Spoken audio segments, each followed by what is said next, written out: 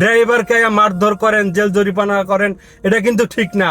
প্রত্যেকটা ড্রাইভার চায় একদম স্বয়ংসম্পূর্ণভাবে বিপদমুক্তভাবে সে গন্তব্যস্থানে পৌঁছাও, ঠিক আছে? কিন্তু কপালে থাকে, আর আমি দোষ দেবো এই রাস্তার।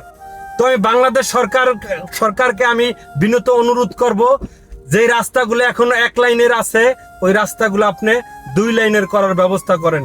তাইলে মনে হয় এরকম আর দুর্ঘটনা হবে না।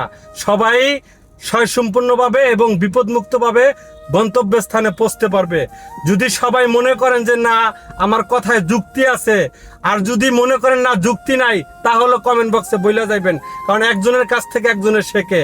যদি কথায় যুক্তি থাকে এই ভিডিওটা লাইক কমেন্ট শেয়ার কইরা সবাইকে দেখার সুযোগ কইরা দিবেন।